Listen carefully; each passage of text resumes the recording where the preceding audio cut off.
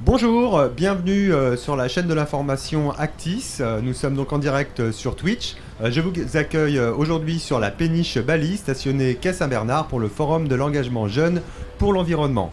Aujourd'hui, rapidement, pour vous dire un peu les grandes lignes de cette journée, le matin ça va être de 10h à 13h l'accueil des associations qui seront présentes pour proposer des missions de bénévolat et de service civique. De 14h à 15h, une table ronde sur les métiers de la navigation fluviale et la présentation du BAFA fluvial. Et de 15h à 16h30, un temps de navigation dans le cœur historique de Paris. Nicolas, jingle.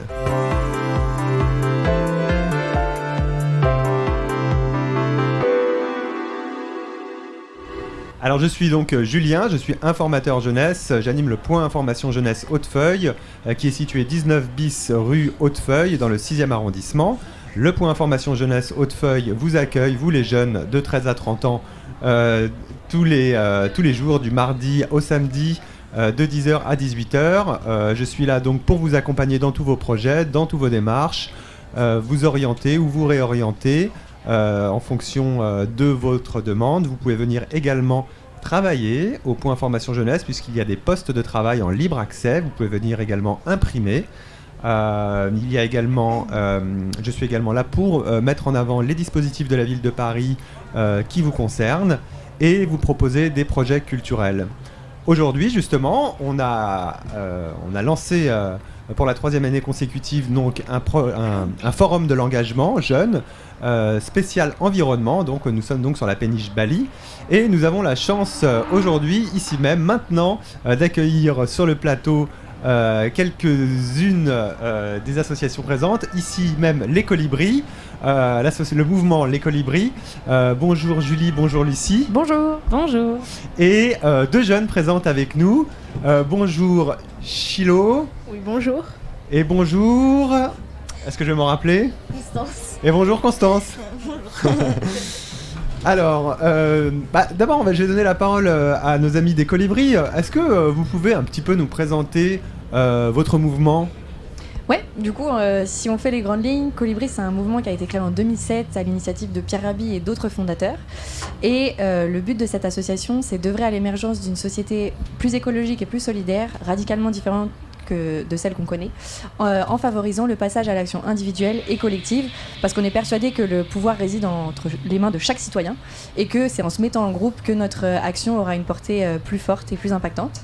Et donc ça, on le fait à travers 3 missions. Et ces 3 missions, c'est inspirer, relier et soutenir.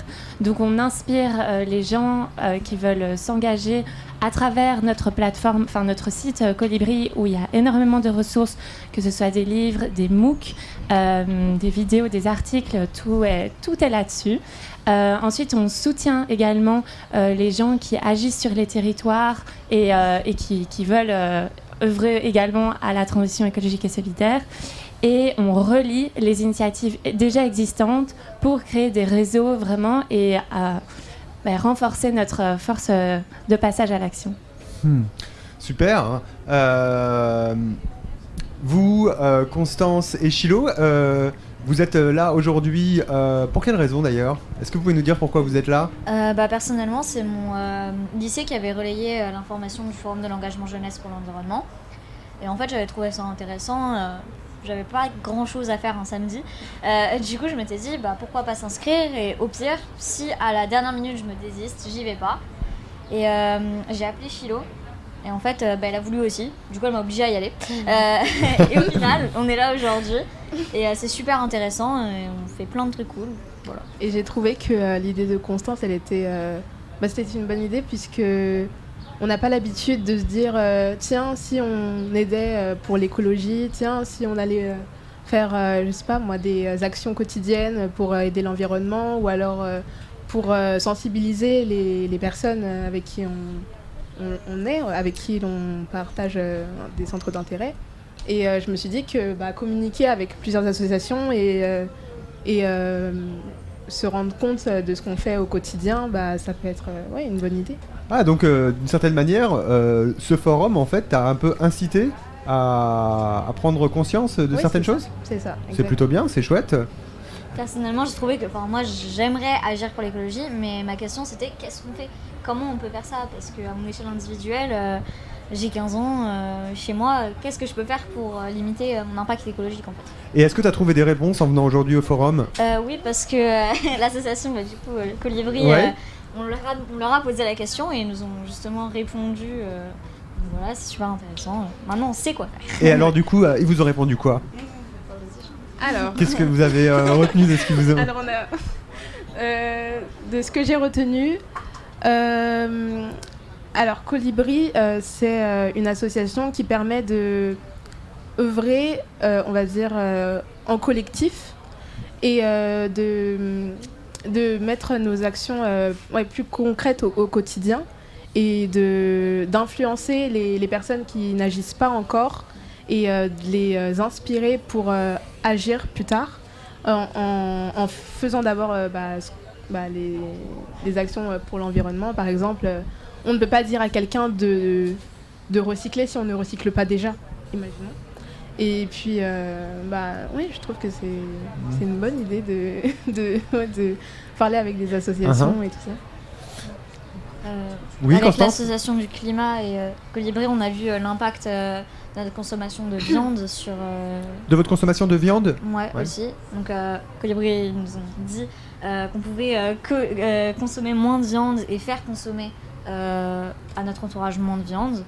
Et l'Académie du climat nous ont montré ce que ça représentait de consommer chaque jour du bœuf par exemple. Et c'est énorme, l'impact écologique est énorme. Ça nous fait prendre conscience en fait. Vous pensez que ça va du coup influer sur votre manière de vivre ou d'agir ? Puisqu'on est sensibilisé là maintenant, on sait ce qu'on fait de mal.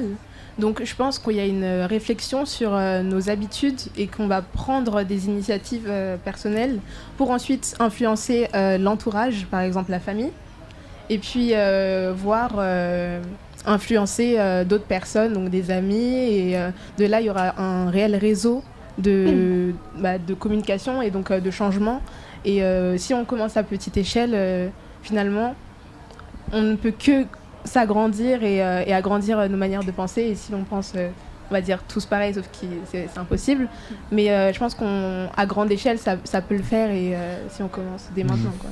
Ouais, juste pour rebondir Oui. sur ça, du coup, donc effectivement, il y a tout. Enfin, à Colibri, une de nos inspirations, c'est faire sa part, c'est la légende du colibri, parce qu'on pense que, comme je le disais, l'action réside en chacun. Ça ne signifie quand même pas la culpabilisation individuelle et de dire, moi je fais pas assez, moi je pourrais faire ci, etc. Parce qu'on part pas tous du même stade aussi. Il y a des gens qui ont certains moyens, qui sont plus ou moins privilégiés pour agir et être en capacité d'agir aujourd'hui. Et du coup, loin de là, de culpabiliser. Notamment les États, au premier chef les États ou les grandes entreprises peut-être. Et l'idée c'est justement d'aller entre guillemets se confronter à ces acteurs qui ont plus de pouvoir que nous en tant qu'individus, en se réunissant, parce que comme on le disait, du coup il y a le passage à l'action individuelle, donc déjà soit se sensibiliser soi-même, se mettre en mouvement quand on le peut. Et une fois qu'on a fait ça, aller vers les autres, aller inspirer les autres, se relier à d'autres qui agissent et soutenir celles et ceux qui le font. Donc c'est pas... à Colibri, on ne prône pas du tout le message de faites du tri, etc. C'est bien de le faire, il faut aussi se mettre en mouvement, être un exemple et inspirer les autres, mais surtout se mettre en collectif, se relier à ceux qui font déjà beaucoup, et c'est comme ça qu'on aura un vrai pouvoir d'action, et aller confronter aussi nos élus, parce que ce que Constance n'a pas dit, c'est qu'elle est allée voir aussi des élus pour aller discuter avec eux, et ça aussi ça permet de créer des liens multi-acteurs et d'interagir avec des gens qui ont un pouvoir plus large que simplement citoyen seul chez lui. Donc voilà. Oui. Oui, juste pour ajouter un petit quelque chose, Oui, toutes ces continuons. petites actions individuelles peuvent paraître pas inaccessibles, mais voilà, on peut se dire, mais moi en tant que petit citoyen, c'est hyper compliqué en fait. Et là où vous avez un des plus grands pouvoirs, et c'est ce que je disais aux filles, c'est que votre voix compte déjà énormément, et en fait propager l'information, en parler à son entourage, à ses amis, c'est difficile parce qu'on est confronté à des contre-arguments entre guillemets, et donc voilà, il faut continuer en fait à propager cette information. On est vraiment, les enjeux écologiques et solidaires sont tellement sous-représentés dans les médias qu'il faut continuer à en parler et à propager le message et à dire que l'urgence elle est là. Et voilà, et en fait c'est notre voix, c'est notre parole, c'est ce qu'on défend, et donc c'est au quotidien et ça a déjà un impact immense. Donc voilà, il faut continuer dans cette direction. L'effet boule de neige. À ta gauche, Constance, je vois Anne-Marie. Anne-Marie qui donc représente l'association France Bénévolat. Est-ce qu'on voit bien Anne-Marie ou pas? Oui. Bonjour Anne-Marie. Bonjour. Moi, je veux bien rebondir un petit peu sur ce qui vient d'être dit parce que je trouve ça super. Et pour aller dans votre sens et pour aider les autres comme vous à prendre conscience des choses, on vient de créer le jeu de loi de l'engagement solidaire qui, sous forme de jeu, permet de voir un petit peu toutes les petites actions concrètes qu'on peut mener. Et voilà. Et d'ailleurs, on pourra peut-être y jouer tout à l'heure, tous ensemble, si ça vous dit. Ce serait sympa. Voilà, donc on est en train de le tester auprès de vous pour voir si ça marche. Voilà, et puis pour rejoindre ce que vous disiez aussi, c'est qu'il y a l'action personnelle, la prise de conscience personnelle, mais on est en train de créer aussi un réseau de villes éco-citoyennes de façon à repérer un peu les actions qui se font concrètement sur les terrains, dans les villes, et comment les citoyens, on reconnaît que les citoyens peuvent s'engager justement pour que la planète arrête de se réchauffer aussi fort. Moi j'étais au soleil, il fait très chaud. Voilà. Et donc il y a une double action, si tu veux, au niveau personnel, mais aussi au niveau un petit peu plus global, pour que ce soit repris en charge par les communes, par les villes, l'État. Bon. L'international. L'international, Toujours tout ça. Et déjà, j'aperçois Sylvain de l'Académie du Climat. Ah d'accord, ok. Bon, et donc vous parliez de collectifs, c'est ça tout à l'heure, qui se mettent en place, c'est ça dans les non est-ce que vous pouvez nous en dire un petit peu plus? À Colibri? Ouais. Alors du coup à Colibri, effectivement on a des groupes locaux qui sont un petit peu répartis partout en France. Donc c'est simplement des citoyens du coup qui font le passage, qui passent de l'individuel au collectif et qui décident de se relier avec les gens qui habitent sur leur territoire. Et ils se relient sous quelle forme? C'est-à-dire sous une forme juridique ou bien ils font des collectifs? Non, ils sont déjà dans le groupe, ils font partie de l'association. Ça s'appelle, bah oui, du coup, ils rejoignent l'association en tant que bénévoles et ils créent un groupe local au sein de leur territoire, là où ils sont, dans leur commune ou dans leur village, etc. Et du coup, ça permet de déjà créer du débat, juste créer du lien avec les gens qui sont autour de nous, parce que on a tous un peu la prise de conscience qu'il faut agir, mais comment on agit, comment on prend les décisions ensemble pour agir. Donc il y a aussi tous les enjeux de gouvernance et de démocratie citoyenne finalement. Et donc voilà, donc créer des petits groupes locaux un petit peu partout sur les territoires. Et à Colibri, on est aussi là pour, comme on disait, inspirer et diffuser le message et rediriger les gens vers d'autres associations ou d'autres plateformes. Et il y en a combien des petits groupes locaux comme ça en France? On en a environ 80. Après, il y en a qui sont plus ou moins actifs, ça dépend des territoires. Il y a des moments où les groupes locaux s'essoufflent un peu parce que les gens sont simplement dans d'autres choses. Ensuite, ça peut reprendre, voilà, ça peut muter. Donc, il y en a sur Paris aussi, des groupes locaux? Oui, on en a un qui est assez actif dans le 15e. Ouais. On a des bénévoles dans le 15e qui sont assez actifs. Ils ont une page Facebook si vous voulez aller les voir. Ok. Colibri Paris 15e, je crois que ça s'appelle. Et donc voilà, ils font des ciné-débats, ils font donc des formations à la transition écologique et solidaire, enfin plein de petites choses à notre échelle à Paris. Et les groupes locaux, c'est super accessible. Il ne faut pas venir avec une casquette en particulier. C'est pour, on vient en tant que citoyen et citoyenne, chacun avec sa casquette pour apporter justement de la variété au sein même du groupe local. Et c'est ça qui est intéressant. C'est ouvert à tous. Et donc, on encourage ce genre de petit engagement parce que ça permet de faire la convergence d'un discours vers lequel on veut aller, un discours commun. On veut parler le même langage sur la transition écologique et solidaire. Et donc voilà, c'est vraiment chacun venir avec ce qu'il a apporté parce que on a besoin de coopérer et de se mettre ensemble pour... C'est ouvert aux jeunes aussi? C'est ouvert à tout le monde. Et justement, cet enjeu de l'intergénérationnel, c'est aussi quelque chose qui nous tient à cœur à Colibri. Les groupes locaux, il n'y a pas d'âge. D'accord. Et ils se réunissent à quelle fréquence? Il n'y a aucune règle, en fait, c'est vraiment de l'autogestion. Les groupes locaux, ils font... Donc ils ont leur groupe d'animation, ils se réunissent par mail, pour se mettre d'accord, pour se donner rendez-vous. C'est ça. Et après, nous, on est là en soutien. Donc l'équipe opérationnelle de Colibri, on a une équipe engagement au sein de cette équipe opérationnelle de salariés qui, du coup, va énergétiser ces groupes locaux et les soutenir dans leur démarche. Mais l'idée, c'est qu'ils soient le plus autonomes possible, évidemment. Constance et... Chilo, pardon. Quand vous entendez parler de groupes locaux, ça vous donne envie de participer? Bah, bien sûr, parce que c'est important d'agir quand même, faut faire quelque chose. Après, c'est toujours le problème. Nous, on est à l'école, donc on est au lycée, on n'a pas forcément tout le temps. Bien sûr. Par exemple, tout à l'heure, il y avait quelqu'un qui nous parlait du service civique. Ça nous intéresse, c'est génial sur l'environnement, mais c'est impossible de tenir 24 heures par semaine. C'est 24 heures par semaine on est en cours. Ah oui, bien sûr. C'est pas tenable. Donc à quelle fréquence, en fait, c'est toujours entre guillemets la même question. Mais bien sûr que ça nous intéresse et bien sûr c'est génial d'avoir fait des choses comme ça. Oui, pardon, Chilo, vas-y. Et aussi, je sais que dans mon ancien collège, Oui. il y avait des représentants de l'écologie, donc les éco-délégués, qui avaient diffusé une information. C'était on sait qu'on pollue puisqu'on ne trie pas. Et donc, on a installé un système de tri dans notre école. Donc, les élèves, tous responsables, jetaient leurs déchets dans des poubelles distinctes.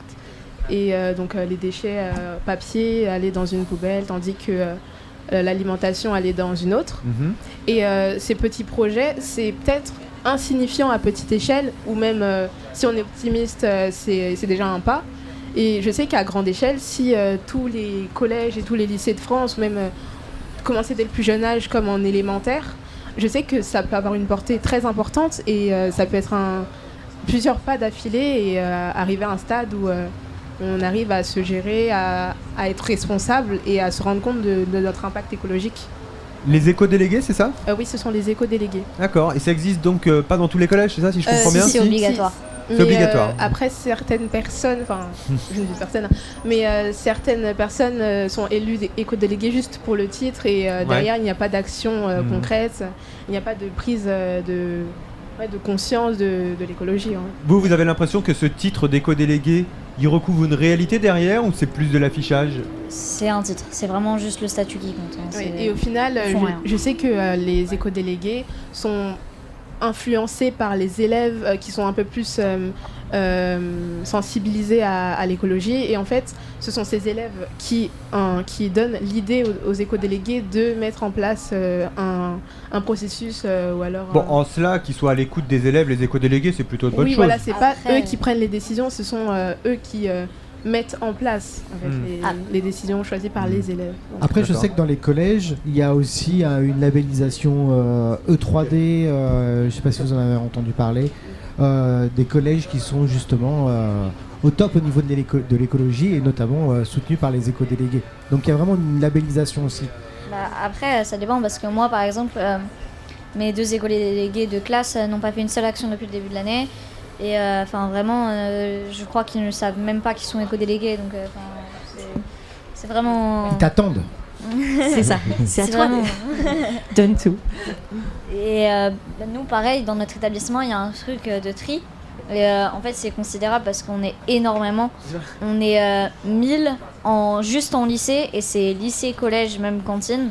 Donc c'est vraiment une usine, on est vraiment énormément. Et juste cette action de trier, juste le plastique, du papier, etc., ça a déjà un fort impact, même si c'est que notre action à notre petite échelle.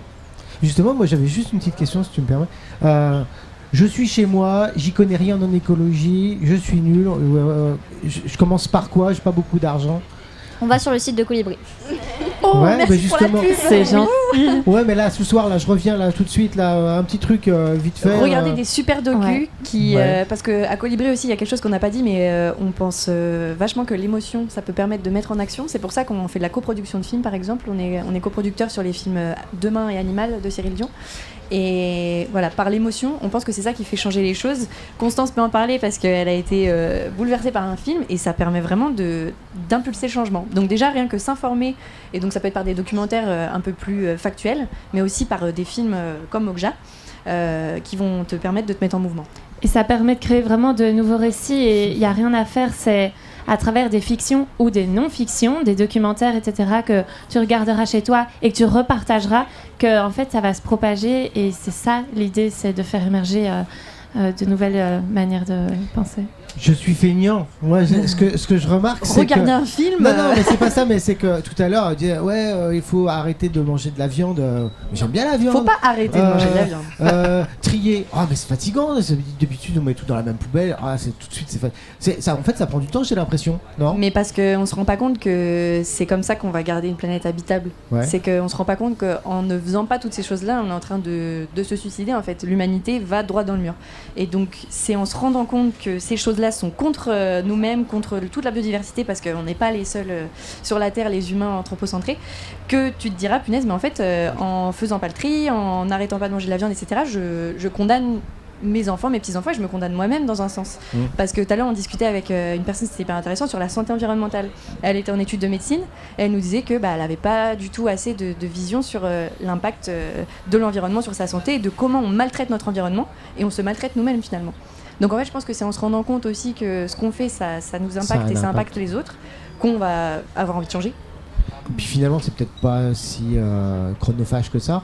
Ça dépend pour qui, parce que nous, je pense que sur cette péniche, on est des gens assez privilégiés qui avons le temps un samedi matin c'est de pas que venir, pour les etc. bobos. Non, mais c'est pas que pour les bobos. Et ce qu'on prône aussi comme message, c'est que l'urgence écologique, c'est aussi une urgence sociale et une urgence solidaire. Ouais. Parce que les gens qui sont dans une précarité, on va pas leur dire ralentissez votre consommation. C'est pas un message entendable, et c'est pas faisable, et c'est pas souhaitable. Donc il y a une différence vraiment hyper forte entre sobriété et précarité. Oui, c'est pas le retour à la bougie, c'est ça? C'est pas les amiches de Monsieur Emmanuel Macron. Non, c'est pas ça qu'on prône. Après, il y a des petites actions aussi qui peuvent être faites qui prennent vraiment pas beaucoup de temps. Par exemple, juste couper l'eau quand on se lave les dents, gâcher moins d'eau, pas jeter l'eau qu'on a prise, etc. Éteindre les lumières quand on part d'une pièce. J'avais vu que 60 mails dans une boîte mail, ça dépensait comme 1 km fait en voiture. Donc juste supprimer de sa boîte mail 60 mails, c'est déjà un changement, et ça prend vraiment pas beaucoup de temps. On peut être sur son canapé, il y a juste à défiler à gauche. Et si vraiment les personnes ont la flemme de faire ça, il n'y a plus rien à faire. Et aussi, on peut pas se dire, on peut pas se créer soi-même des barrières. Si on a envie d'agir pour l'écologie, on doit pas se dire oui, mais je ne veux pas faire ça parce que c'est trop dur, ou alors non, rien n'est trop dur. On sait que si on veut changer nos habitudes et si on a envie d'évoluer écologiquement, on va pas garder les mêmes habitudes qu'on avait avant. Par exemple, on va les changer. On peut pas changer. On peut pas changer. On peut pas attendre que ce soit les autres qui fassent à notre place. Surtout, on a plus que 3 ans, donc attendre. Faudrait peut-être arrêter. Il y a ce... Vas-y, tu veux y aller ? Oui, je voulais juste dire, c'est plus une question de contrainte ou de sacrifice. En fait, c'est se rendre service à court et à long terme. Et voilà, c'est tout ce que j'ai à dire. Juste pour mettre en perspective ça, donc du coup, ce qu'on dit depuis le début, l'action individuelle, se mettre en mouvement, être un exemple, inspirer, etc. Il faut aussi toujours remettre en parallèle avec des chiffres. Et quand on voit que par exemple les tout petits gestes individuels, d'éteindre sa lumière, de manger moins de viande, de moins prendre la voiture, de plus prendre l'avion, etc., ça représente 25% de nos émissions, et qu'il y a 75% qui dépendent pas de nous, comme par exemple l'argent qu'on a sur un compte qui est investi dans des énergies fossiles et dont on n'a pas la main dessus. Oui, on peut changer de banque, mais tout ça, c'est un plus gros travail que d'éteindre. C'est des choses systémiques qui mettent beaucoup plus de temps à se faire. Et donc, entre guillemets, quand on commence quelque part, ce que tu disais, donc manger moins de viande, etc., c'est le commencement de quelque chose, c'est la mise en mouvement. Et ensuite, à chaque fin, l'écologie, moi j'ai l'impression que c'est un peu une boucle, c'est ça. On se dit, ah mais punaise, je peux encore aller plus loin. En fait, il y a ça qui a beaucoup plus d'impact. En fait, aller voir l'élu de ma commune pour lui dire de peut-être faire ça à l'échelle de la commune, ça va impacter beaucoup plus de gens que moi individuellement. Donc en fait, c'est vraiment une boucle de rétroaction, de mise en marche. Il faut faire de la complémentarité entre les actions individuelles et collectives, etc., mais aussi aller interpeller les instances supérieures. Ça, c'est l'étape d'après, ça, non ? Ouais, mais il faut faire converger les deux, parce qu'en fait, s'il y a un gros écart entre les deux, rien ne pourra jamais bouger, en fait. Et c'est... Et se culpabiliser, c'est peut-être pas motivant aussi. Se dire, punaise, de se fouetter, de « oh là, je mange trop de viande, oh, je pourrais faire beaucoup plus d'efforts ». C'est pas du tout ça le but. Et l'écologie, c'est pas du tout ça qu'on prône comme message. C'est juste, il y a des choses qu'on fait qui sont contre nous-mêmes, contre la vie sur Terre, et juste se mettre en action pour essayer de vous parliez des contre-arguments. Oui, mais toi, tu utilises ta voiture. Oui, mais ça, c'est de la culpabilisation. Oui, c'est ça. Et on utilise notre voiture parce que parfois, on habite loin de notre travail et on est contraint et on n'a pas le choix. pas, et on sait tout ça. Donc on fait du mieux qu'on peut, et c'est pas une question de lui il fait mal, lui il fait mieux que moi, l'Asie ça pollue plus que la France, etc. En fait, si on se renvoie sans arrêt la balle, personne n'agit. Et puis, dans 100 ans, il y aura 10 jours par an où ce sera inhabitable en France parce qu'il fera 50 degrés, comme il fait en ce moment au Pakistan. Donc, au bout d'un moment, je pense que se renvoyer la balle, c'est pas la bonne solution. Le mieux, c'est de discuter ensemble, inspirer, relier, soutenir, se mettre en collectif et se partager les bonnes pratiques et les bonnes idées. Est-ce qu'on n'est pas plus efficace que quand on est dans l'urgence ? Est-ce qu'on est plus efficace dans l'urgence ? Quand on a chaud, par exemple. Ouais, quand on a... Ouais. Au moins, on est face au problème. Mm. Quand l'eau monte chez nous et que notre maison est inondée, voilà. là qu'on se rend Mais compte. ça veut pas forcément dire, je sais pas, ça veut pas forcément dire qu'on va se mettre en action parce que l'urgence, ça crée aussi de la peur, ça peut créer aussi du repli. Donc je sais pas. Il y a un très bon livre de Pablo Servigne qui s'appelle L'entraide, l'autre loi de la jungle. Et en fait, il a étudié justement des endroits où il y a eu des grosses catastrophes naturelles, où il y a eu des grosses crises et il y a de l'urgence. Et en fait, on s'est rendu compte que les gens, au lieu de se taper dessus et de se replier sur eux-mêmes, au final, ils allaient plus rentrer dans une démarche de solidarité avec les voisins autour. Parce qu'en fait, quand on se retrouve tout seul dans la nature, c'est beaucoup plus compliqué. Alors que si on se met ensemble, on peut créer des choses et s'entraider, tout simplement. Donc l'urgence, ça peut créer de l'entraide. Mais je n'espère pas qu'on va arriver au point où il fera 60 degrés et que ce sera la grosse urgence. Anne-Marie ? Alors, l'urgence, ça permet aussi de prendre conscience. Hein. Je pense C'est que vrai, ça, c'est c'est vrai. important. Mais je ne souhaite pas l'urgence. Non, moi non plus. Peut-être agir avant l'urgence, ce serait... Être proactif. Alors, vous vous demandiez comment agir, et puis vous ne saviez pas comment agir.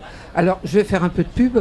Il y a le jeu de loi de l'engagement pour la planète, justement, qui pose toutes les petites questions, comme ça, qui sont anodines, et qui permet de voir comment on peut agir. Et je trouve que ce serait bien de le diffuser dans les lycées, dans les collèges, parce que c'est voilà une action concrète. Par le jeu, en plus. Par le jeu que vous pouvez faire. Donc, il y a un très bon médiateur. Alors, on essaiera, si vous êtes Alors, d'accord, si tout vous à l'heure de voulez, faire une petite on peut partie de jeu de essayer loi de jouer. après. Voilà. Avec plaisir. Si vous êtes disponible après l'émission, ça peut être chouette, si ça vous dit. Clairement. Et tout à l'heure, tu faisais allusion à un film. Tu parlais des émotions qui sont un vecteur selon vous, les colibris, pour pouvoir changer les choses. Et tu disais que Constance était bien placée pour nous en parler. Alors, Constance, c'est quoi ce film ? Il y a quelques années quand même, il y a un nouveau film qui est sorti sur Netflix et avec mon frère on trouvait ça génial parce que mon frère est passionné de cinéma et donc on s'est posé et on a commencé à regarder le film Okja. Et en fait, donc c'est l'histoire d'une bête à laquelle on s'attache et une autre petite fille s'attache et en fait voilà, parce que sinon c'est du spoiler. Voilà, et il se passe des choses. Il se passe des choses. Et du coup, oui, vas-y. En fait, le soir, avec mon frère, on n'était pas traumatisés, mais on était vraiment mal parce qu'en fait, on s'est dit, mais en fait, tous les trucs qu'on mange, ils ont la même histoire que elle. Enfin, en fait, comme dans un dessin animé, on était des enfants, et du coup, nous, on a perçu ça comme ça. Du coup, le soir, on n'a pas mangé de viande. Pendant une semaine, on n'a plus mangé de viande. Parce que vraiment, on n'était pas bien, entre guillemets, parce que on a vu la réalité en face. Et pour prendre conscience, je pense que ce film, il est incroyable. Donc, c'est sur Netflix, c'est accessible à tous. Et vraiment, il m'a fait prendre conscience. Il a fait prendre conscience à mon frère. Et voilà. Donc, vive le tofu. Non, quand même pas, mais petit à petit.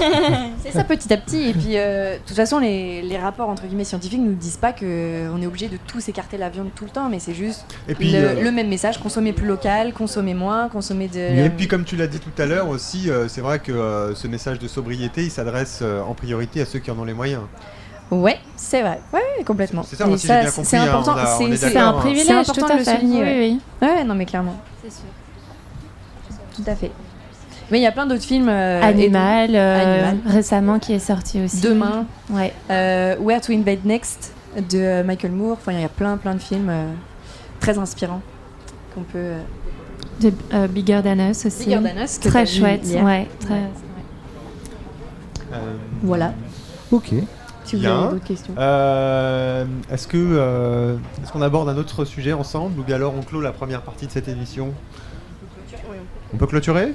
Ok, d'accord. Alors dans ce cas-là, on clôture. Je vous remercie Merci à Merci à vous. d'avoir participé à cette émission. Nicolas, je te remercie, pas encore définitivement parce que je me demande si on fait une pause ou pas. À nos auditeurs, qui sont, je l'espère, nombreux, même si j'ai un petit doute pour l'instant, en tout cas sur le direct. Venez nous voir sur la péniche. Ciao. Quai Saint-Bernard. Ah non, justement, viens justement, on a une nouvelle jeune qui nous rejoint avec nous, qui va prendre place. Super. Eh bien, écoutez, l'émission est relancée. Alors, on allait vous dire au revoir. Eh bien, l'émission continue. Donc, bonjour Lucie. Alors, Lucie. Eh bien, Lucie, est-ce que tu peux te présenter? Tu peux nous dire quel âge as-tu, qui es-tu et qu'est-ce que tu fais ici du coup? Alors bonjour, je m'appelle Lucie, j'ai 22 ans et je suis venue ici grâce à Julien qui m'a parlé de cet endroit, de ce forum parce que l'écologie ça m'intéresse beaucoup. J'essaye beaucoup de me renseigner dessus parce que c'est quelque chose qui est très important pour le futur. et voilà, je sais pas quoi dire d'autre. D'accord. Est-ce que en venant ici, là, tu as prêté à partir, tu as trouvé des réponses, tu as fait des rencontres? Ouais, j'ai discuté avec les associations en bas, c'est ultra intéressant tout ce qu'il y a. Et là, j'ai passé beaucoup de temps avec bon, je sais plus comment ça s'appelle, mais en gros, ils font de la randonnée pour explorer les sentiers métropolitains, peut-être? Oui, voilà, c'est ça. J'ai trouvé ça très intéressant parce que la randonnée, je fais ça depuis longtemps avec mes parents, enfin avec mon père, et donc c'est très intéressant comme principe, je trouve. Voilà. Du coup, ça m'a donné envie d'y aller. Ah ouais, super. Ça t'a donné envie de t'engager auprès de certaines associations ici ou pas nécessairement ou... Pour l'instant, il y avait beaucoup d'associations par rapport au service civique, le volontariat, et ça, c'est quelque chose qui m'intéressait déjà. Donc oui, j'ai beaucoup discuté avec ceux qui proposent du volontariat, principalement à l'étranger aussi. Donc ouais, c'est quelque chose qui va beaucoup me trotter dans la tête. Pour l'instant, je me suis pas engagée parce qu'il y a beaucoup de choses qui vont se passer dans les mois prochains, mais j'aimerais beaucoup faire du volontariat d'ici l'année prochaine. À l'étranger donc plutôt? Ouais. Ah ouais. En voyager un peu. Ouais. Et d'ailleurs, pour achever aussi de te présenter, puisque nous c'est comme ça qu'on s'est rencontrés, je crois que tu animes un podcast, c'est ça? Tu veux nous en parler? Tu veux nous en dire un petit mot? Merci. Donc oui, avec un ami qui s'appelle Vincent, qui n'est pas là, mais qui aurait beaucoup aimé l'être. On anime un podcast de débat pour les jeunes de 15 à 25 ans. Donc le but c'est de faire exprimer les jeunes sur l'actualité, sur la société, sur même d'autres choses comme des témoignages sur des maladies, la sexualité, etc. Donc le but c'est vraiment que eux puissent s'exprimer sur ces sujets-là, parce que ce qu'on entend dans les médias et la télé, c'est plus les adultes, ceux qui ont déjà beaucoup d'expérience et de connaissances. Mais nous, ce qui nous intéresse, c'est vraiment la vie des jeunes, de comment eux découvrent ces choses-là, comment eux agissent pour la société et tout. Et donc nous, ce qu'on fait, c'est des discussions, des débats, des témoignages. Il s'appelle comment? Ouais, il s'appelle... Moi aussi, je suis trop Ça curieuse. s'appelle Et toi, t'en penses quoi? Ok, Et merci. toi, t'en penses quoi? Et c'est diffusé sur quel média, quelle plateforme? Alors, c'est diffusé sur plusieurs médias, alors principalement Spotify, Apple Podcast, Trop bien. Google Podcast. Et bientôt, on verra, il y aura peut-être quelques changements. Bravo déjà. Merci beaucoup. Moi, j'ai justement une question. Oui. Les jeunes te paraissent engagés? Engagés, je précise pas dans quoi, mais engagés Oui. tout court. Alors, c'est ultra varié, mais j'ai vu des jeunes ultra engagés. J'ai vu des jeunes qui s'y intéressent mais n'osent pas. J'ai vu des jeunes qui en ont rien à faire. Donc c'est vraiment ultra varié. À chaque fois, ça change. Mais la majorité de ce que je vois, c'est ça m'intéresse, mais je m'approche pas trop. Ouais. Voilà. Et nous, ce qu'on essaie de faire, c'est de dire, si vraiment ça t'intéresse, essaie de creuser un peu plus. Il y a ça. Donc on fait aussi de la prévention. On essaie de guider les jeunes vers nous ce qu'on connaît, parce qu'on est jeunes nous aussi, on connaît pas tout. Mais en tout cas, dès qu'on peut, on essaie de leur dire que ce serait cool qu'ils fassent un petit peu plus, quoi. Mais tu sais, toi, ce que ça veut dire engager, l'engagement? J'allais justement rebondir là-dessus. Je C'est pense une bonne question. chacun a son interprétation finalement, et que tout le monde a quelque chose à dire en fait en tant que citoyen. Je pense que si on pose des questions aux jeunes sur plein de sujets, la sexualité et tout ça, la politique, l'écologie, tout, finalement tout le monde a un avis, et donc d'une manière ou d'une autre tu es engagé certainement sur certaines choses. Et alors après il y a des niveaux d'engagement évidemment, mais la voix que tu portes déjà est une forme de discours politique que tu portes, quoi. Je Oui, pense complètement, c'est une forme je suis d'engagement, d'accord. je pense. Oui. Ouais, peut-être aussi à un niveau de... Peut-être le curseur, enfin là je réfléchis un peu à voix haute, entre la passivité et l'activité qu'on peut avoir en fait dans la vie. Bon, après, donc peut-être plus on est actif, quelle que soit son activité, je dirais, plus on est engagé. Ouais, ça peut être lié au temps d'investissement ou pas, à la régularité de l'investissement. Mais est-ce que s'informer tous les jours, c'est pas déjà une forme d'engagement ? Ouais. Est-ce que c'est une posture en fait. Manger de la viande Posture, ou pas. ouais. Ça peut être une posture. Mhm. Est-ce que Ouais.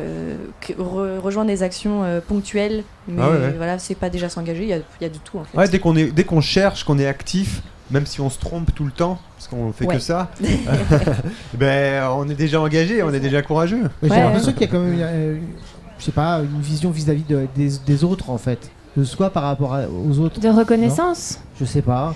Mais, ouais. Parce que l'engagement écologique ou sur la politique, c'est toujours tourné vers les autres en fait.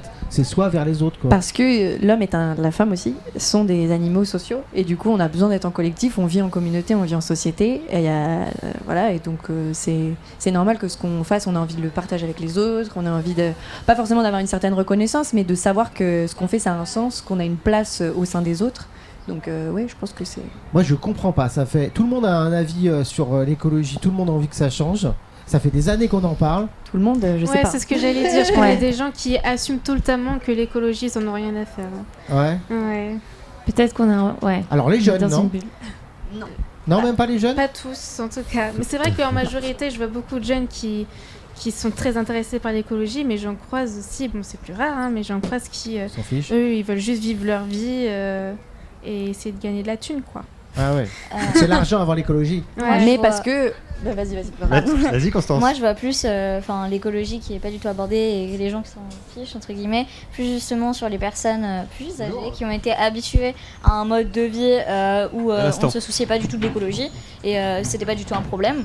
Moi, en tout cas, aujourd'hui, dans ma classe, toutes les personnes ont pris conscience de ce problème. Après, la majorité n'agissent pas, tout simplement, en fait. Et le problème, il est là, c'est qu'on Mais pourquoi? Par manque de temps? Par flemme? Par... Je pense qu'il y a aussi de la...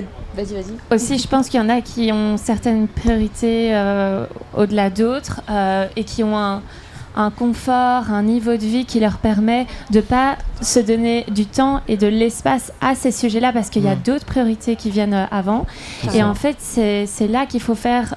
On a une part là-dedans à jouer aussi, de faire de l'insertion sociale à ce niveau-là et de dire que, en fait, on est tous dans le même bateau et donc il faut qu'on parle un langage commun autour de ces enjeux d'écologie, etc. Et que ça concerne tout le monde. Finalement, on va tous dans la même direction et voilà, c'est... Ouais. Il faudrait peut-être obliger alors à un moment donné. Non, parce que comme on disait tout à l'heure, il y a des gens qui tout simplement peuvent pas. Et aussi, je pense que en obligeant des gens, ça perd de sens en fait. Si t'as envie d'agir, si t'es conscient que ce que tu fais ça a un sens, que tu vas vraiment le faire à fond et que ça va t'intéresser, alors que si on te dit bah tu le fais sinon t'as une amende ou je sais pas. Est-ce que ça va vraiment avoir une portée si je trie pas mes poubelles, c'est limite. Hein. Ouais, mais du coup, est-ce que ça te donne envie de passer à l'action sur d'autres trucs que sur le tri ou oui, quoi? ça donne pas envie de passer à c'est juste à une l'étape d'après. contrainte et tu le fais et puis le soir tu vas te coucher et puis c'est voilà. Ouais, alors que ça t'incite pas, si ça part de toi, du coup ça te met en mouvement. Et donc ce que tu disais, il y a ce truc de pas forcément avoir le temps, on peut parler de la flemme ou quoi aussi. Il y a aussi un gros manque d'information parce qu'il y a plein de jeunes, donc ça dépend des endroits ou quoi, qui n'ont pas accès à l'information, qui juste ne savent pas. Et il y a aussi quelque chose qui est très démobilisateur dans l'écologie, qui est que on sait qu'on va dans un mur et on sait qu'il y a beaucoup de problèmes et du coup, comme on le disait tout à l'heure, on en discutait avec les filles, le fait d'être seul face à ça fait très peur. Donc aujourd'hui, on parle beaucoup d'éco-anxiété, de ces choses-là, parce que c'est démobilisateur de savoir qu'on va vers une catastrophe, etc. Donc il y a un effet de freeze où on se dit, mais en fait, c'est pas moi tout seul qui ça sert à rien. C'est ce que systémique, je fais, donc ça sert à rien ce que je fais, et c'est pas moi qui ai le pouvoir entre mes mains. Personne ne l'a parce que c'est diffus en fait. Donc voilà. Donc je reste chez moi et c'est ça qu'il faut essayer d'aller chercher, voilà. Sensibiliser les gens pour montrer que chacun en a un petit pouvoir, et c'est ça le plus dur en fait, de pas se démobiliser face à ça, mais en même temps je comprends qu'il y ait des gens qui soient totalement apeurés par la suite. Pour moi, les obligations... Attendez, nous sommes... tu veux que je prenne... Ouais. On continue. Ouais. La police. C'est bon. Non, c'est bon. On a eu... Tout va bien. Voilà, non, tout va bien, voilà. On continue. Alors, je veux bien rebondir un petit peu sur tout ça, c'est-à-dire que quand on rentre en action, quand on se met vraiment les mains dans le cambouis, eh ben pour nous, c'est un plus. Alors, plus, ça veut dire quoi? P, on se fait plaisir. L, on va retrouver du lien social. U, on va se rendre utile. Et puis S, on va donner un peu de sens à notre vie. Ouais. Donc pour nous, entrer en action, c'est vraiment un plus. Voilà, c'est ce que je voulais dire. Super Ça, slogan. c'est le Alors, je sais slogan pas si France c'est- Bénévolat. Je sais pas si tu l'as improvisé là ou bien alors s'il est. Non. Non, il était préparé quand même ce slogan. Non, il est préparé Les depuis gars. longtemps. Et en Ouais. fait, c'est pas moi qui l'ai trouvé, c'est quelqu'un, quand je décrivais ce que c'était que le bénévolat et tout ça. Ouais, tout à fait. Ouais. Et il y avait une personne qui avait fait de la communication et qui se lève et qui me dit c'est un plus. Oh, je la regarde, je me dis ah bon. Et voilà. Donc les 4 piliers, c'est se faire plaisir, retrouver du lien social, se rendre utile et donner du sens. Et je pense que c'est un petit mot comme ça qui peut... on s'en souvient. Une écologie souriante. Voilà. Ouais. Et tout à l'heure, vous parliez des obligations. Pour moi, les obligations, elles ne doivent pas être faites sur le niveau civil. Par contre, dans les entreprises, etc., dans tout ce qui est lobbyisme, etc., là, pour moi, il doit réellement y avoir des obligations sur les quantités utilisées, le gâchis qui est fait, etc. Produisons à la commande, j'en sais rien. Enfin, trouvons des solutions, en fait, parce que là, ça va plus du tout. Et les modes de fabrication... nous on peut pas changer. Moi je peux pas aller voir Le je sais pas, suremballage, Adidas tout ça. et dire maintenant tu fais plus d'emballage plastique et t'arrêtes de produire en Chine. Mhm. Non, je suis personne pour dire ça, donc On peut faire du plaidoyer, du lobby citoyen, etc. Mais c'est sûr que ça demande une telle énergie. Enfin, dans le film Animal, ça on le voit hyper bien. Il y a un moment où ils vont à Bruxelles, à la Commission européenne, et il y a 90% de lobbies privés donc, qui agissent pour des intérêts privés, et il y a 10% de lobbies citoyens portés par Claire Nouvian et l'association Bloom. Et donc là, c'était sur le thème de la surpêche. Donc on est à 10% contre 90% d'entreprises privées qui ont des intérêts. Donc comment faire le poids? Donc il y a ce truc, mais il faut ces 10%, parce que si on n'a pas ces 10%, il y a rien en face, quoi. Ah, il y a une Donc, espèce de masse critique qui fait que ça peut changer les choses au niveau Bah de, ouais, qui des visibilise, et politiques. donc tout ce truc qu'on disait de relayer l'info, de mettre en valeur ces 10%, de dire mais regardez ce qui se passe, et ça chaque citoyen a le pouvoir aussi de le faire au niveau de l'information. Moi je me posais. Oui, pardon. Ouais. Non, mais Non, mais c'était juste un. Non, c'est par exemple sur la pollution lumineuse des villes. Je sais pas, c'était juste comme ça, je me disais, tiens, ça dépend quand même un peu des villes, des municipalités. Complètement. D'où aller faire bouger sa mairie, carrément. Et je pense qu'il y en a un peu des délinquants qui vont éteindre la nuit certains affichages publicitaires ou certaines enseignes de magasins. Malheureusement, je pense qu'on en arrive à un point où on est amené à faire de la désobéissance civile, et pour faire basculer les lignes, parce qu'on se rend compte que ça bascule pas plus haut, et donc nous en tant que citoyens on est amenés à faire ce genre d'action, et voilà, c'est dommage d'en arriver là, et en même temps c'est ce qui fait parfois les têtes d'affiche d'un article, et voilà, au moins on se fait un petit peu entendre. Vous avez peut-être quelques espoirs avec la planification écologique annoncée, enfin sans vouloir faire de la politique. Annoncée par qui? Ah ouais, c'est une bonne question, on cherche encore. On ne trouve pas. T'as pas une bonne question. Non, je retire cette question, excusez-moi chers amis auditeurs. Je retire, je change de question. Non, sur le côté, il y a des solutions, il y a des planifications écologiques, il y en a plein. Enfin, ça, c'est pas comme si on ne savait pas ce qu'il fallait faire. On sait ce qu'il faut faire, et maintenant, c'est comment on fait pour le décider ensemble, et on prend la décision de le faire. Et les solutions sont là, en fait, ça bouillonne de partout, et il faut se mettre en réseau, il faut coopérer, et les gens bouillonnent d'idées. On est capable de construire des buildings de malades, de je sais pas combien d'étages. Est-ce qu'on n'est pas capable de résoudre les enjeux écologiques? Je pense que... Oui, mais j'ai pas envie d'avoir une éolienne dans mon champ en face de moi, parce que ça gâche le paysage. Mais tu as peut-être raison. Non, je rigole, je fais C'est l'avocat du diable. Ouais. Ouais. Mais est-ce que, plutôt que on va mettre des éoliennes partout pour pouvoir avoir la 6G et produire à mort d'énergie, est-ce qu'on prendrait pas plutôt de réinventer un autre imaginaire, une autre façon de consommer, une autre société dans laquelle on arrêterait de tous avoir des smartphones, d'avoir 46 000 caméras, d'avoir, je ne critique pas cette péniche, mais d'avoir des bateaux à gogo partout. Voilà, c'est peut-être de réfléchir à notre sobriété. Et comme on le disait tout à l'heure, je pense que quand on est face à une urgence comme ça, en effet, on peut soit être hyper angoissé, etc., mais c'est aussi un catalyseur, enfin c'est le moteur qui nous fait passer à l'action, en fait, et il faut prendre toute l'énergie qu'on a pour la transformer en un mouvement dynamique et faire émerger des choses. Oui, l'entrée est par là. Donc voilà. Là, nous avons le député du 6e qui est là, qui arrive. Bah, c'est bien, on va pouvoir. Génial. C'est cool. Wow. Je crois, en tout cas, c'est le député. Enfin, je le reconnais, c'est Monsieur Legendre, je crois. Monsieur. On va lui demander. Il va se directement. présenter. C'est maintenant qu'il faut poser les bonnes questions. Bah, Si vous voulez qu'on laisse la place, on peut Non, aussi vous tourner, restez au contraire. Enfin, un joli plateau tous ensemble. Super. Ah là, chers auditeurs, on est complètement en direct. On là, est en pour le direct coup, et oui, le Les pouvoir. aléas du direct. Et oui, les aléas du direct. Et je voulais poser une question justement sur. Est-ce que vous pensez que sur notre territoire, la France, on est tous à égalité dans le sens entre les. Selon qu'on habite en ville ou bien alors en dehors des villes, quoi. Je veux dire, il y a des réalités très très différentes. Il y a des réalités très différentes et il y a des disparités territoriales qui sont énormes. C'est pour ça que mouvement Colibri. non, mais en tout cas, même moi en tant que citoyenne, je pense que vraiment ça passe par le territoire et par les problématiques locales et qu'on peut pas faire un plan.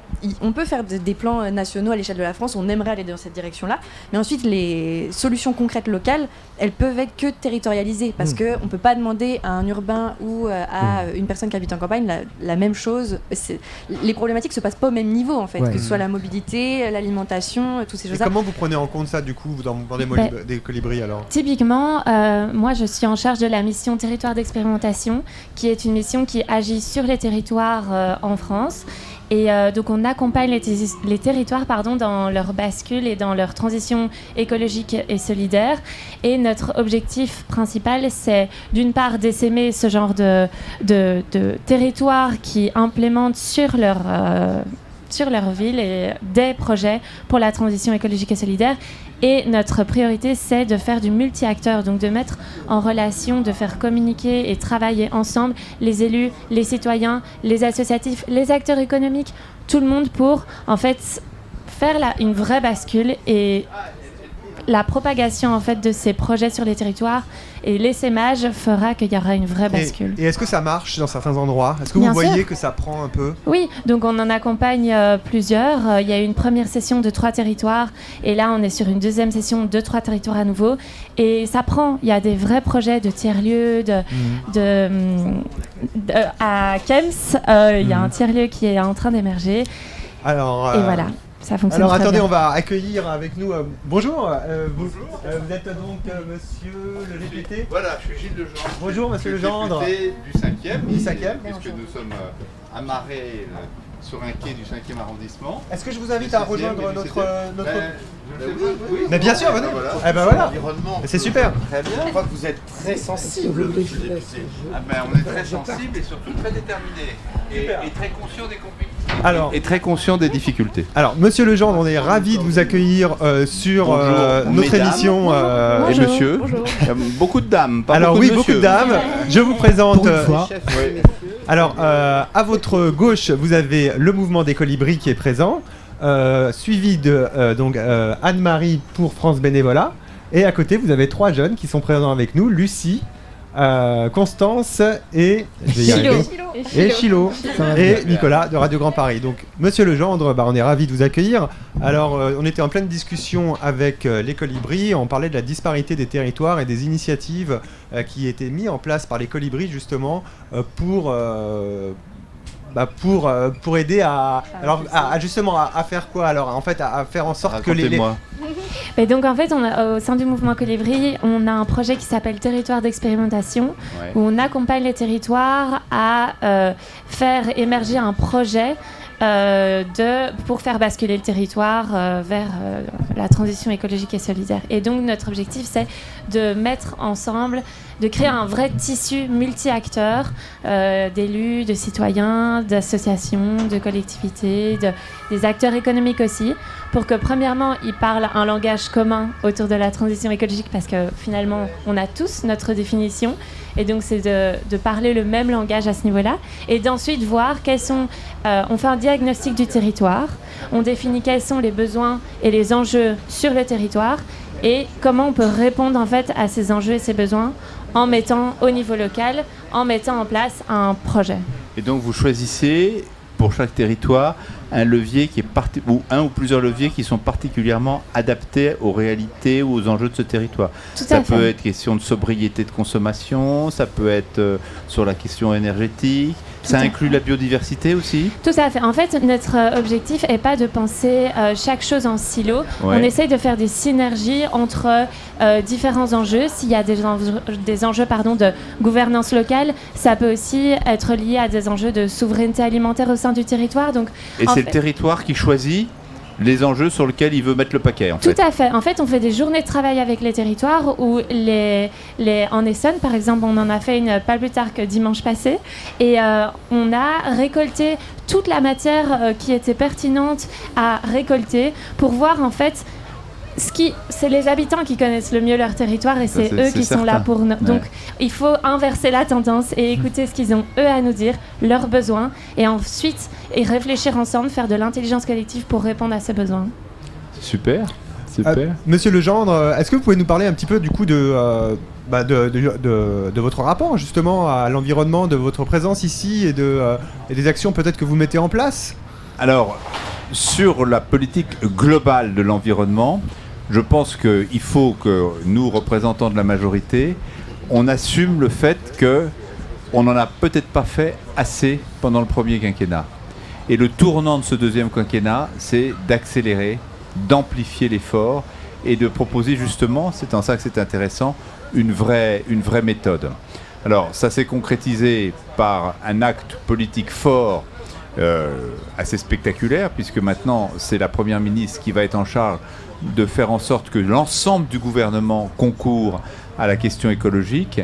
Maintenant, ça ne suffit pas. Il faut que maintenant, on y aille de façon très très précise sur les objectifs et sur la manière dont on veut y parvenir.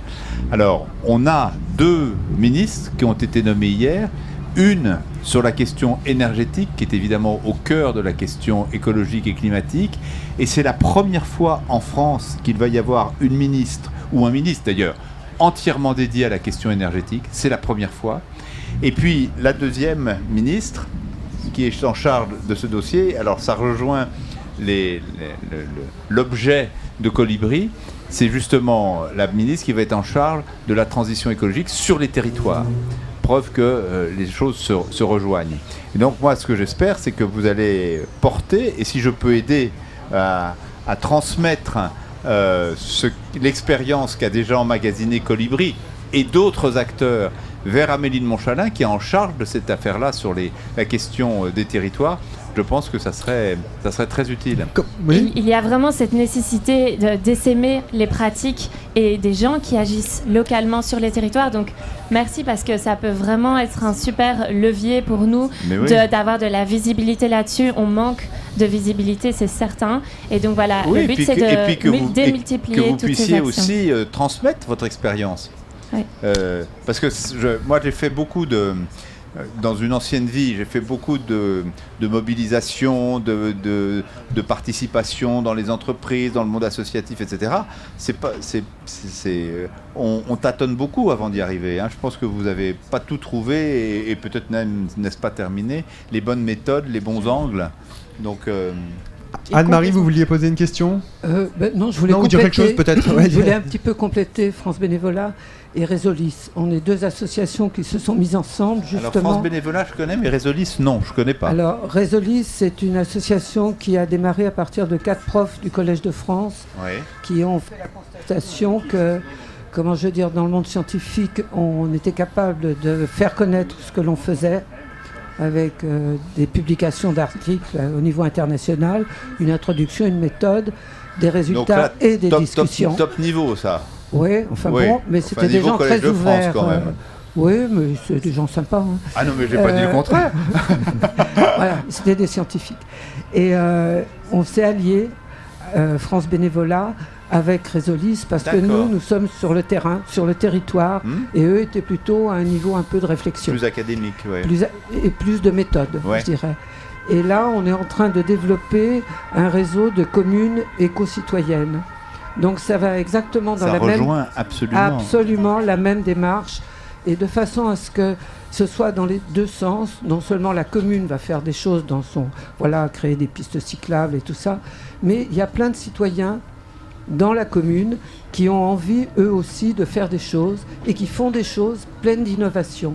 Et comment la commune peut reprendre ça pour l'aider à développer, voilà. C'est ça. Donc, et sur le site de Résolis, on est en train de mettre des fiches de C'est toutes très ces intéressant, communes. Voilà. mais ça montre bien que cette histoire de la transition écologique, qui est quand même le grand défi, et par son enjeu, qui est quand même l'enjeu vital, et par la complexité pour le réussir. Enfin, moi je pense que maintenant, le point important, c'est que je crois que tout le pays a conscience de l'acuité de cet enjeu, à des degrés différents, mais il y a plus grand monde qui considère que c'est subalterne. Je prends un exemple, dans un milieu que je connais bien, puisque pendant 21 ans j'étais journaliste économique, les grandes associations patronales du monde de l'entreprise, qui ne sont pas hyper progressistes de culture et de tradition. Aujourd'hui, me disent, quand je les rencontre, les grands patrons de fédérations patronales et autres, ils me disent l'enjeu écologique est un enjeu crucial. Est-ce qu'ils trouvent des solutions bonnes, suffisamment rapides? Non, mais attendez. Après, il y aura un débat qui va être toujours compliqué sur le rythme. Ça, c'est sûr. Parce que, par définition, la transition, c'est quelque chose qui est un compromis. C'est un compromis sur le rythme, sur l'intensité des actions qu'on mène.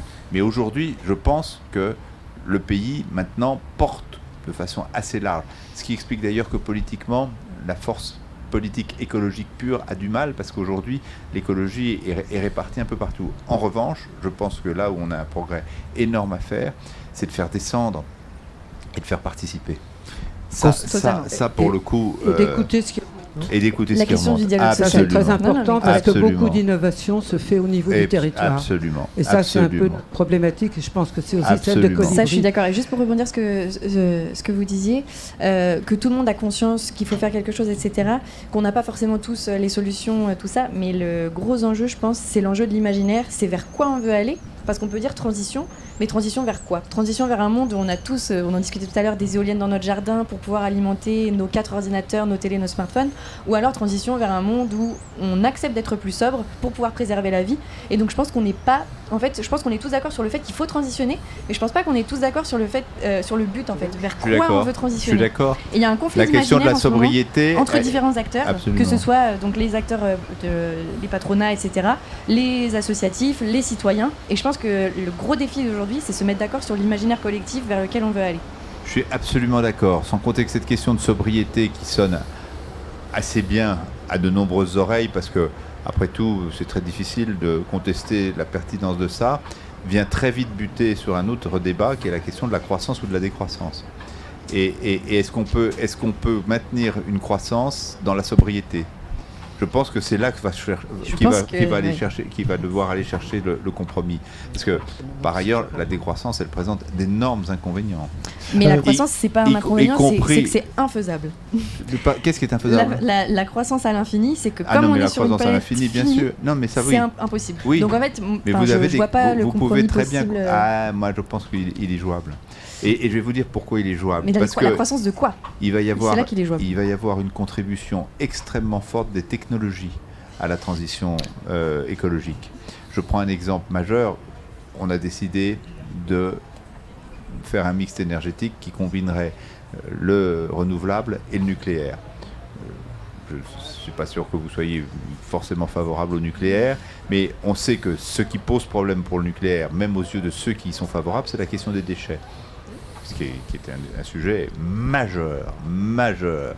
Et je pense que ce seront des solutions technologiques qui nous permettront de maîtriser ce risque. Mais d'orienter le débat sur la technologie, je pense que ça montre aussi le manque d'imaginaire. Pourquoi on veut des technologies pour continuer à faire un monde dans lequel on pollue plus, on consomme plus, on détruit plus, forcément, la technologie, elle peut servir à d'autres choses. Mais la technologie, c'est de la consommation. Pour créer des technologies, alors si c'est des low-tech, là il faut de la croissance de low-tech. Mais est-ce que des technologies si c'est des technologies qui permettent de remplacer les bétons des éoliennes par des produits moins polluants, si c'est des technologies qui permettent de traiter les déchets nucléaires... Mais c'est pour ça qu'il y a technologie et technologie. Oui, je suis d'accord. Et aujourd'hui, quand on nous parle de technologie... Cette question du conflit des imaginaires est très intéressante. Je voudrais juste... peut-être donner la parole à une jeune qui voudrait peut-être dire quelque chose. Et puis après, j'irai rendre visite à l'association du dessous. Absolument. Voilà. Est-ce que vous voulez profiter, Lucie, Constance ? Peut-être pas, oui, si. C'est pas une obligation. Chilo, ou Chilo, non, c'est pas une obligation, mais vous avez une observation, une question à poser à Monsieur Legendre. Oui. Non, mais c'est juste que le débat là est vraiment ultra intéressant. Nous, on peut pas vraiment rajouter grand chose parce que vous avez tous les arguments qu'il faut de chaque côté. On n'a pas la vérité révélée, vous savez. Dans ce domaine, je pense qu'il faut être à la fois très déterminé et très humble. Et il faut s'écouter et co-construire ensemble. Et en fait, vous avez... Quel est votre imaginaire ? Voilà, vous avez vraiment quelque chose à dire aussi. Et on en revient un peu aux bases toujours, mais... Il faut qu'on fasse de l'intelligence collective, comme je le disais plus tôt, parce que vous avez d'office des choses à faire remonter que nous sont déterminantes. Parce que si on ne fait pas remonter nos besoins, les décisions dans tous les cas seront prises et ce ne sera pas forcément celles qu'on aurait aimé voir. Donc c'est hyper important de faire valoir ce qu'on veut et quel monde on envisage. Et chacun a une vision du monde qu'il veut. On peut vouloir avoir des éoliennes partout, etc. On peut aussi vouloir décroître ou croître différemment. Ou ne pas voir que la croissance, c'est une consommation de biens et de services matériels à l'infini, et que ça peut être la croissance de l'entraide, la croissance de valeurs et d'autres choses que de consommation matérielle. Donc moi, je suis pour la croissance, mais la croissance de différentes valeurs. Quelle croissance ? C'est ça le débat, en fait. Justement, moi, c'est se mettre d'accord sur quelle croissance et versus l'urgence. C'est ça, cette mise... se mettre d'accord sur justement quel but on veut. Et j'ai l'impression qu'on n'est jamais d'accord et du coup la montre tourne et puis on n'a toujours rien fait quoi. Après, moi je trouve que ça progresse dans le pays cette conscience-là.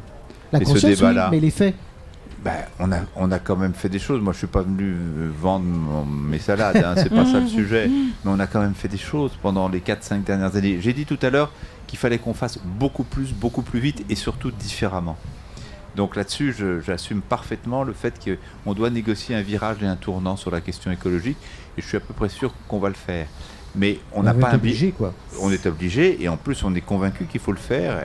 Nous aussi, on a bénéficié de cette conscience qui s'installait dans le pays, qui nous interpellait, qui nous contraignait. Mais c'est ça la politique aussi, c'est de pouvoir écouter ce que nous disent les femmes et les hommes de ce pays. Mais moi, dans le même temps où j'assume le fait qu'il faut qu'on change de braquet, j'assume aussi un bilan. Est-ce que on a fait beaucoup de choses. On a fait beaucoup de choses. Après, les choses restent à faire. Il y a certes une prise de conscience, mais c'est pas suffisant. Il faut des actes. On a 3 ans pour changer les choses. On est dans l'urgence. L'urgence, elle va pas venir dans 2 ans. On est là dans l'urgence et il faut agir. C'est pas... En fait, il y a les débats qui sont faits sur l'écologie. On a l'impression qu'il y a 2 camps. Des personnes qui sont écolos, entre guillemets, et les non. Non, tout le monde doit l'être. Parce que là, c'est notre planète, c'est le collectif, entre guillemets. Et on doit faire changer les choses. Et nous, à notre échelle, comme à l'échelle gouvernementale. Voilà. Vas-y, continue. Mais tu as pas... je sais pas si j'ai le droit de te tutoyer. Tu as parfaitement raison. Tu as parfaitement raison, mais je pense que ce clivage-là, qui a en effet été structurant dans l'opinion politique française, il est en train de changer. Ça, je suis absolument d'accord qu'on n'a pas encore trouvé les bons rythmes, les bonnes visions, ce que vous appeliez tout à l'heure les imaginaires. Je suis d'accord. Mais sur la prise de conscience, aujourd'hui, il n'y a plus personne, y compris dans des cercles qui étaient très très très éloignés de ces préoccupations-là, qui aujourd'hui se permettent de contester l'objectif. Donc maintenant, qu'est-ce qu'on fait? Et comment on le fait? Et comment on le fait? J'avais une question parce que si la prise de conscience est généralisée, en fonction des territoires, il y a des disparités. Et est-ce qu'on peut attendre la même chose de chacun? Est-ce que c'est cette sobriété? Mais non, on peut pas. C'est pour ça que des approches comme les vôtres, Colibri, France Bénévolat, Risolis, tout ça, ça va exactement dans ce sens-là. Et c'est pour ça qu'on a lancé ce signal assez fort de confier à une ministre la question de l'adaptation environnementale, climatique, écologique à la question des territoires. Est-ce qu'à l'échelle justement du local, j'allais dire, de votre territoire, vous mettez en place, vous spécifiquement, des actions sur l'environnement ou sur l'écologie? Moi, directement, non, parce que le député n'a pas le pouvoir ni les moyens de mettre en place ce genre de choses. Nous votons les lois, nous évaluons les politiques publiques, etc. etc. Donc, moi, je suis très fier d'avoir voté les 4 grandes lois qui ont contribué à améliorer un peu les choses, peut-être pas assez vite, mais dans ce domaine-là. Mais les initiatives municipales sont quand même discutées au Conseil de Paris, je ne m'en désintéresse pas. Je n'y adhère pas Et du de coup, qui a façon le pouvoir, systématique. si ce n'est pas vous, à l'échelle de la mairie C'est Madame Hidalgo et la majorité qui Et la donc soutient. le maire du 5e Très peu. Très peu. Très peu. D'accord, Non, ok. elle fait des choses bien et dans des domaines qui peuvent apparaître anecdotiques comme ça, mais qui sont utiles. La végétalisation. Ah, mais complètement. Mais Elle a elle des peut ou moyens- elle veut? Elle veut, elle fait. Ah, d'accord. donc Elle c'est veut, pas une elle question fait. de pouvoir, c'est une question Elle de veut, elle volonté. fait. Mais les pouvoirs d'un ou d'une maire d'arrondissement sont modestes, sont faibles. La grande politique, on prend un sujet qui est très conflictuel à Paris, c'est la question de la circulation. Le pouvoir est entre les mains de la maire de Paris. Et là-dessus, moi d'ailleurs, je ne hurle pas avec les loups. Je ne suis pas du tout de la même sensibilité politique que Madame Hidalgo, mais je pense que c'est l'objectif. Vous parliez d'imaginaire, de vision qui l'anime, qui est une ville non pas sans voiture, mais avec très très peu de voitures, est un objectif auquel moi j'adhère. Ensuite, la manière dont on va vers cet objectif, comment on y embarque les gens, de quelle méthode on met en place, les concertations locales, ce que vous faites vous au niveau de certains territoires. Là-dessus, je pense elle a d'énormes progrès à faire parce que ça tombe du ciel et puis ça clive. Moi, je suis dans un arrondissement sur lequel porte un projet dit zone apaisée. Déjà, le terme, je trouve, est un peu bizarre et qui consiste à supprimer toutes les voitures sur tout l'axe boulevard Saint-Germain jusqu'à la Seine. Bon, pas très loin d'ici. Et du coup, le territoire est hyper divisé entre ceux qui disent c'est vachement bien, comme par hasard ceux qui ne se servent jamais d'une voiture et qui sont très contents de ne plus en avoir, qui vont passer devant leur nez, et puis les gens qui bossent, qui doivent traverser Paris, etc. etc. Mais d'où aller voir qui prend la voiture. Les artisans, ouais. etc. Et qui disent, et tout ça est tombé du ciel. Et on est en train d'antagoniser les populations là où il faudra aller chercher du compromis, du consensus. Donc là, la question de la méthode est essentielle. Et la question du dialogue avec ces gens qui prennent leur voiture en plein Paris, de leur dire combien de kilomètres ils font, lesquels, pourquoi, et de montrer qu'il y a des alternatives peut-être pour les gens qui font moins de 2 km, moins de 3 km, qu'il y a des choses qui existent. Par contre, l'artisan qui sait qu'il pourra faire 2 visites au lieu de 6. Les camions, etc. Bon. Voilà. Dans le 5e, il y a des groupes des colibris. Dans le 5e, non. Dans le 15e. 15e. 15e, oui. Si loin. Et le 6e et le 7e, parce que je suis député des 3 arrondissements. Ah non. Non.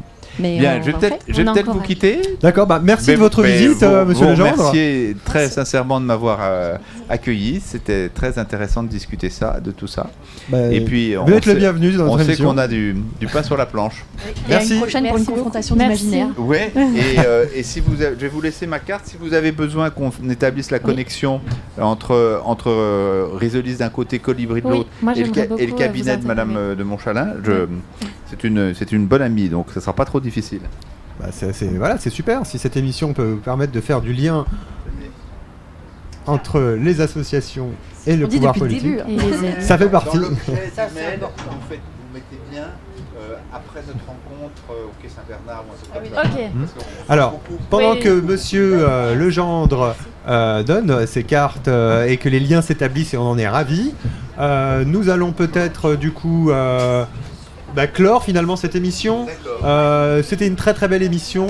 Moi je vous remercie beaucoup d'y avoir participé. Merci d'avoir organisé ça et de mettre des espaces comme ça à disposition pour que les gens puissent s'exprimer. On en a besoin, il faut que... C'est hyper important. Ouais. Et on vous donne rendez-vous, je l'espère, l'an prochain, même sur cette péniche. Ça serait super. Très bon forum, très belle journée. Merci. Et à bientôt. Merci de nous avoir suivis. Merci. Au revoir et grand merci à Nicolas de Radio Grand Paris. Merci Nicolas. Merci. Merci. Merci.